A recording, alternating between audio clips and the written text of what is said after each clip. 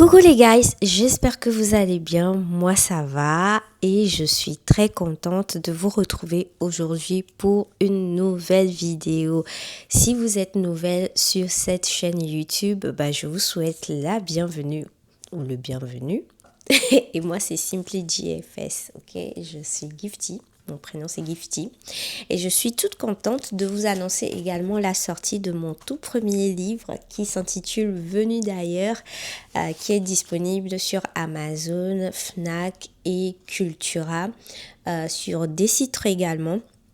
Je vous mettrai le lien en description. C'est un livre dans lequel je raconte le parcours d'une jeune étudiante en France, une jeune étudiante étrangère en France. Je parle de difficultés qu'elle a rencontrées et je met en lumière en tout cas pas mal de faits de faits réels et donc et aussi des principes de vie, des valeurs que je transmets dans ce livre et que vous pouvez vous procurer sur les différents sites que je viens de citer. Les liens seront en description à cette vidéo.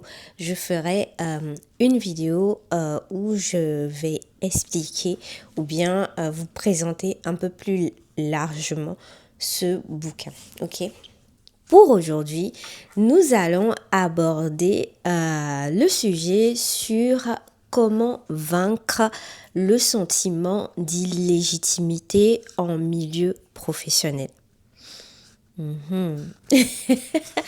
Alors, le sentiment d'illégitimité, on peut également parler de l'auto-sabotage, ok? Et ce sentiment, je ne sais pas pour vous, mais en tout cas, moi, quand j'ai eu mon diplôme, que j'étais en fin d'études de master et que je recherchais un stage ou mon premier emploi, il y avait ce sentiment d'illégitimité quand j'ai été acceptée pour mes premiers postes, le sentiment comme si on n'était pas à la hauteur de ce qui était attendu de nous, où on a cette sensation de et si je fais mal, et si j'y arrive pas, et si en fait on se pose beaucoup de et si je ne suis pas à la hauteur de cette mission qui va m'être confiée. Je ne sais pas si vous l'avez eu, en tout cas si vous l'avez eu, un petit commentaire que je puisse savoir qu'on n'est pas peu à être concerné. Et au fur et à mesure qu'on avance, ce sentiment d'auto-sabotage peut s'estomper, mais quand on change d'environnement de travail, ce sentiment peut revenir. Et c'est quelque chose qu'on peut retrouver beaucoup chez les jeunes diplômés ou les jeunes actifs. Alors aujourd'hui, j'aimerais vous partager comment est-ce que je m'en suis sortie ou comment est-ce que je m'en sors, parce que comme je le dis, à chaque fois que je change de milieu professionnel, ce sentiment d'illégitimité commence à pointer du nez. Donc, qu'est-ce que j'ai fait, qu'est-ce que j'ai mis en place ou qu'est-ce que je mets en place à chaque fois pour ne pas vivre ou bien avoir ce sentiment tout au long de ma carrière professionnelle. La première chose, c'est le fait de développer la pleine conscience de qui je suis. Ça, c'est vraiment important.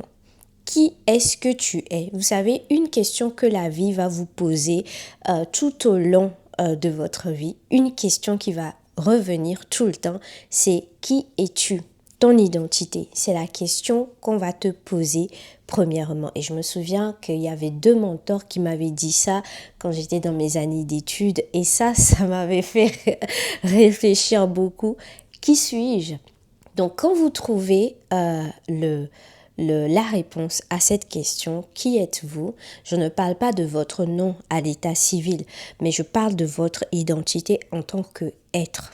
Ok, moi, au jour d'aujourd'hui, je sais que je suis Gifty, je suis enfant de Dieu et je viens de quelque part. J'ai reçu des valeurs et donc je marche en fonction de ces valeurs qui m'ont été transmises. Et ce sont des bonnes valeurs, ok. Et donc, cette question qui je suis, j'ai réussi à y répondre au fur et à mesure, ok? Et à être consciente de qui est-ce que je suis. Donc, je vais vous encourager, vous également, à répondre à cette question. Ce n'est pas une question de mon nom, prénom, le diplôme que j'ai eu, non. Mais vraiment, qui est-ce que je suis? Quels sont mes potentiels? Quelles sont mes valeurs? Quels sont mes principes? Sur quoi est-ce que je base ma vie? D'où est-ce que je viens? Ce sont là les questions fondamentales à se poser et à être pleinement conscient de votre identité. La deuxième chose, c'est le fait d'être en paix avec le fait de dire « je ne sais pas » ou « je ne sais pas faire ».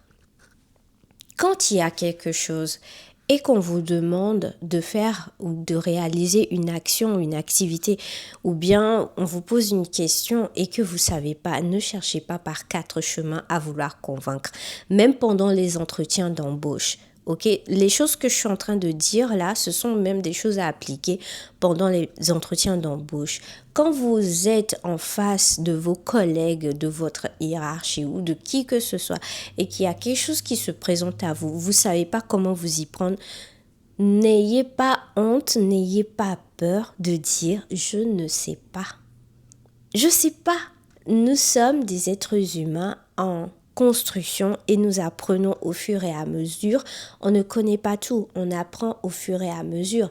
Et quand on rentre dans un environnement de travail, dans un milieu professionnel, il y a des choses qu'on ne sait pas forcément et qu'on va apprendre au fur et à mesure. Donc, n'ayez pas honte que votre petit ego ne vous empêche pas d'avoir cette humilité de dire je ne sais pas ou je ne sais pas faire.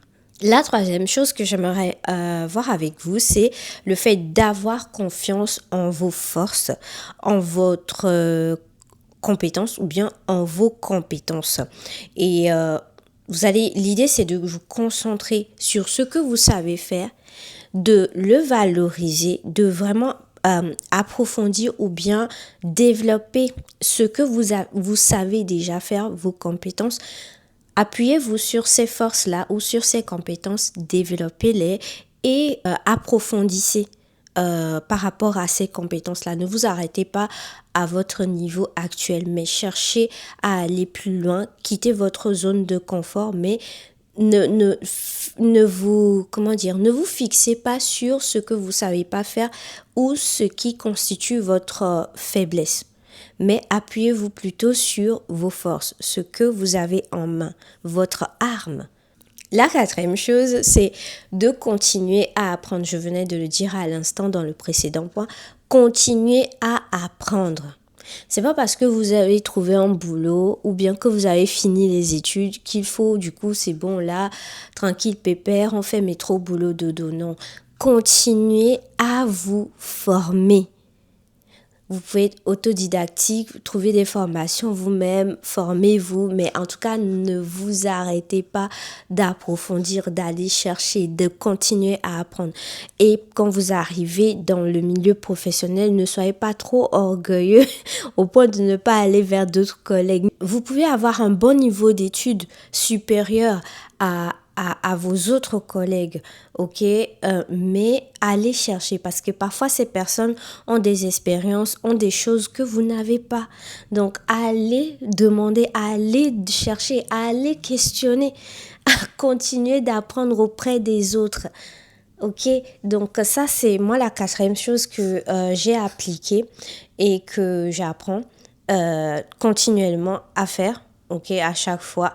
Et j'avoue que parfois, dans certains milieux professionnels, c'est pas évident. Il y a des gens qui sont dérangés par leur insécurité et leur petit ego. Et donc, c'est compliqué de dealer avec eux. Ça, c'est tout un autre sujet. Mais à chaque fois que vous avez la possibilité, allez chercher à apprendre, que ce soit via les livres, que ce soit via d'autres collègues qui ont plus d'expérience que vous, que ce soit via des vidéos sur YouTube. Il y a plein de ressources maintenant sur YouTube et que ce soit des formations proposées, n'hésitez pas à continuer d'apprendre.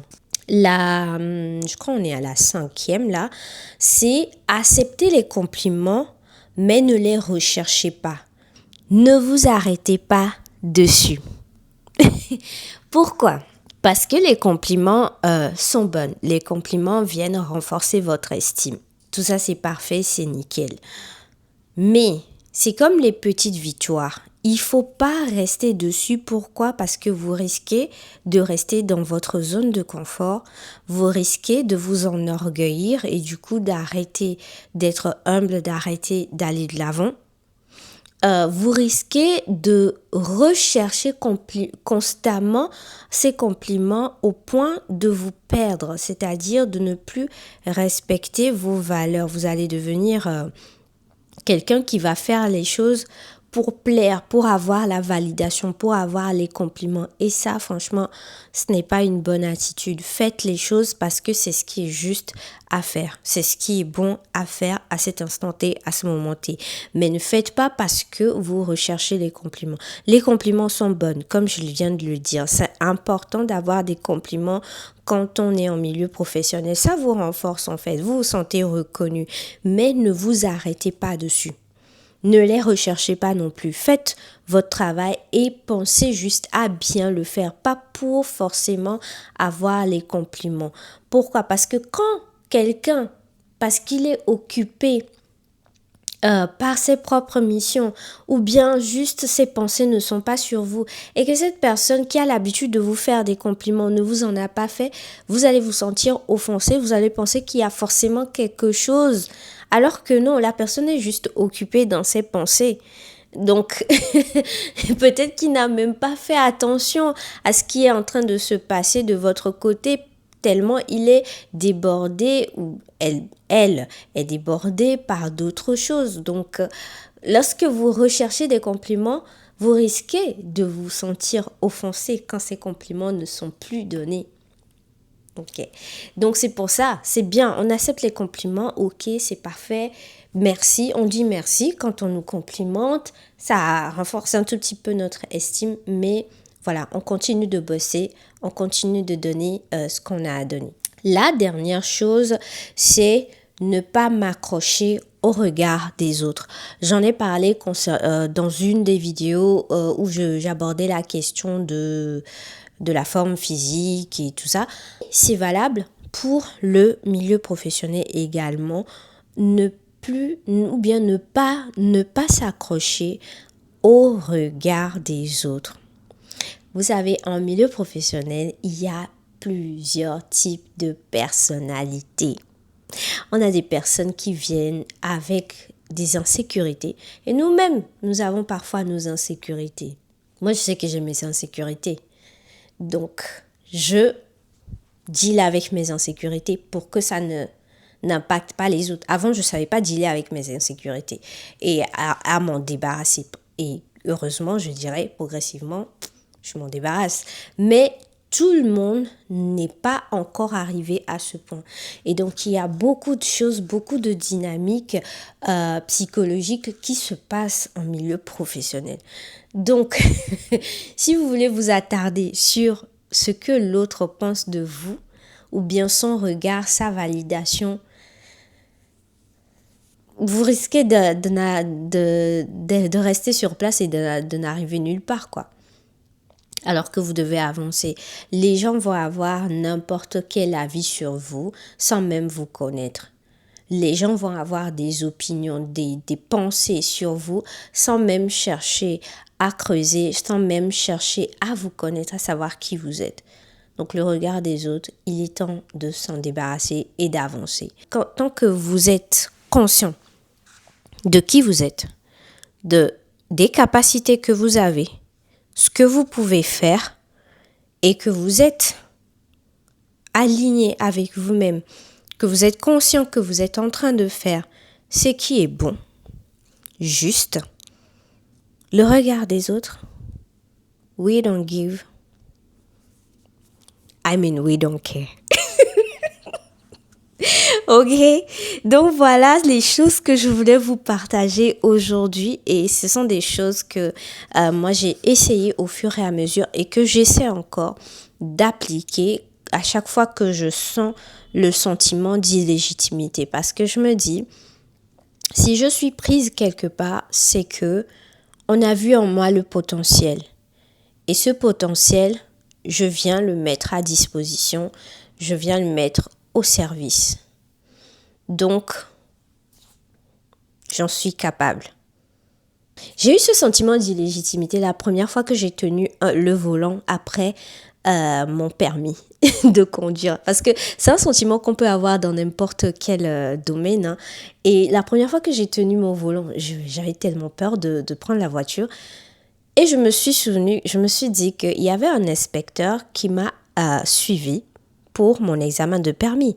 Et si on m'a donné cette petite carte rose, c'est parce on a vu en moi le potentiel, on a vu en moi la capacité à être responsable sur la route. Donc, tant que j'ai cette carte rose, c'est qu'on me fait confiance pour être prudente sur la route et responsable. Donc, j'y vais, je conduis. C'est comme ça que j'ai vaincu. Ça, c'est une petite parenthèse pour ceux qui ont encore du mal à conduire après leur permis. Bon, bref, trêve de bavardage, les amis. Je vous remercie d'avoir suivi cette vidéo. On se retrouve la prochaine fois pour une nouvelle vidéo en lien avec la santé au travail. Ou sinon, une autre vidéo, une autre thématique, selon comment je me sens. À très bientôt. Et si vous n'êtes pas encore abonné, qu'est-ce que vous attendez? Et si vous êtes déjà abonné, merci. Laissez-moi un pouce, un petit commentaire. On est ensemble. On se retrouve bientôt. Bisous. Et n'oubliez pas, le meilleur est en vous.